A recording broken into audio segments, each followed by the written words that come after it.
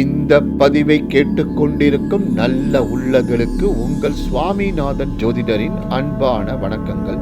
இன்றைக்கு நம்ம யூடியூப் சேனல்ல பௌர்ணமி அன்று திருவண்ணாமலையில் கிரிவலம் செல்வதற்கு முன் இந்த 3 கோவில்களில் உள்ள தெய்வத்திடம் அனுமதி பெற்றே கிரிவலம் தொடங்க வேண்டும் என்பதை பற்றி இந்த பதிவில் நான் உங்களுக்கு சொல்ல போறேன். பதிவுக்குள்ள போறதுக்கு முன்னாடி நம்ம யூடியூப் சேனல்ல யாரெல்லாம் சப்ஸ்கிரைப் பண்ணுங்க, ஷேர் பண்ணுங்க, லைக் பண்ணுங்க. இப்ப பதிவுக்குள்ள போயிடலாம்.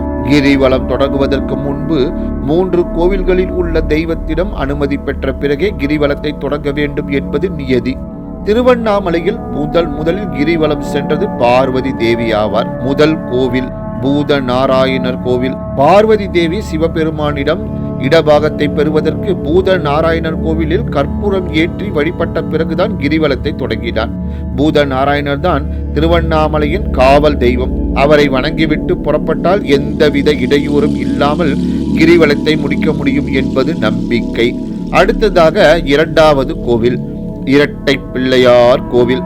செவ்வாய் தோஷம், ராகு தோஷம், பிரம்மகத்திய தோஷம் உள்ளவர்கள் அரச மர இலையில் தீபம் இட்டு வழிபட வேண்டும். பார்வதி தேவி பிரம்மகத்தி தோஷம் நீங்குவதற்கு முதல் கடவுள் இரட்டை பிள்ளையார் கோவிலில் வழிபட்ட பிறகு கிரிவலம் வர தொடங்கினார்.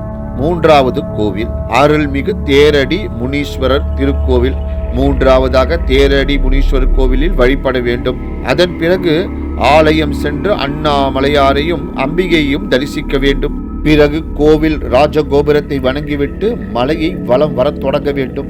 ஆகவே மக்களே, திருவண்ணாமலையில் கிரிவலம் செல்வதற்கு முன் நான் மேற்கூறிய ஆலயத்துக்கு சென்று அந்த தெய்வங்களின் அனுமதியுடன் கிரிவலம் தொடங்குவது அண்ணாமலையாரின் அருளை முழுமையாக பெற முடியும் என்ற தகவலுடன் இந்த பதிவை நிறைவு செய்கிறேன்.